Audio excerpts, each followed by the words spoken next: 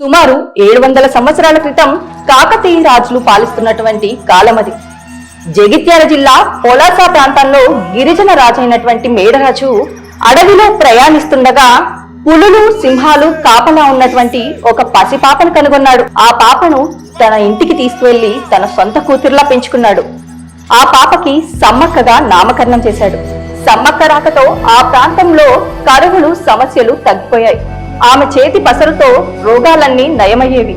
సమ్మక్కకు యుక్త వయసు రాగానే మేడరాజు మేననుడైనటువంటి అప్పటికే మేడారాన్ని పాలిస్తున్నటువంటి పగిడిద్ద రాజుకిచ్చి వివాహం జరిపించాడు. వీరిద్దరికి సారలమ్మ, నాగులమ్మ అనే 2 కుమార్తెలు, జంపన్న అనే కుమారుడు జన్మించాడు. కాకతీయ రాజులు రాజ్య విస్తరణలో భాగంగా మేడరాజుపై దండెత్తి వెళ్లగా ఆ దాడిని తట్టుకోలేక మేడరాజు తన కుమార్తె అయిన సమ్మక్క దగ్గరికి వెళ్లి ఆశ్రయాన్ని పొందాడు. పగడిద్ద రాజు కాకతీయ రాజులకు సామంత రాజుగా ఉంటూ వారికి కప్పాన్ని చెల్లించేవాడు.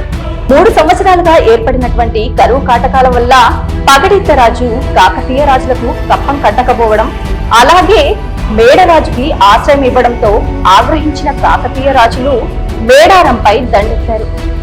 కాకతీయ రాజులను ఎదిరించే బలం లేకపోయినప్పటికీ కప్పం పేరుతో కాకతీయ రాజులు చేస్తున్నటువంటి అన్యాయాన్ని ఎదిరించేందుకు సమ్మక్క, పగడిద్ద రాజు, సారలమ్మ, నాగులమ్మ, జంపన్నతో పాటు గిరిజన తెగ ప్రజలు కూడా యుద్ధానికి సిద్ధమయ్యారు.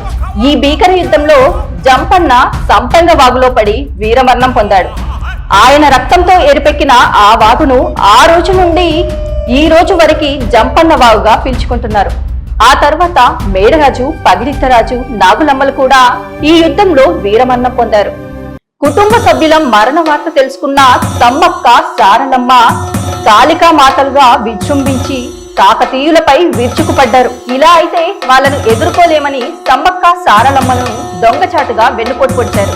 ఎక్కడ తన రక్తం నేల మీద పడితే మేడారం ప్రాంతమంతా ఎడారిలా మారుతుందో అన్న భయంతో సమ్మక్క తన గాయాన్ని ఒట్టిపట్టి చిలకల గుట్ట వైపు పయనించింది. అలాగే తల్లిని అనుసరించింది సారలమ్మ. చిలకల గుట్ట మీదకి వెళ్లిన సమ్మక్క, సారలమ్మ నెమలినార చెట్టు కింద ఉన్నటువంటి పుట్ట దగ్గర పసుపు, కుంకుమ బర్ణిగా మారి అదృశ్యమయ్యారు.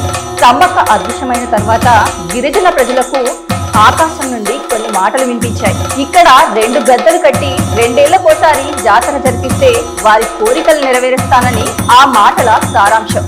ఈ మాటలను గిరిజనులు అమ్మవారి ఆదేశంగా భావించారు. ఈ విషయం తెలిసిన కాకతీయ రాజు ప్రతాపరుద్రుడు సైతం సమ్మక్కకు భక్తుడిగా మారాడు. ఆయన గిరిజనుల కప్పాన్ని రద్దు చేసి 2 గద్దలు కట్టించి 2 ఏళ్లకోసారి సమ్మక్క, సారలమ్మలకు మహాజాతరను జరిపించాలని ఆదేశించాడు. అప్పటి నుండి ఇప్పటి వరకు ప్రతి 2 ఏళ్లకోసారి మాఘశుద్ధ పౌర్ణమి రోజున మేడారం మహాజాతర జరుగుతోంది. ఈ మహాజాతర సమ్మక్క, సారలమ్మల త్యాగాలను, గిరిజన సంస్కృతిని సజీవంగా నిలబెడుతుంది.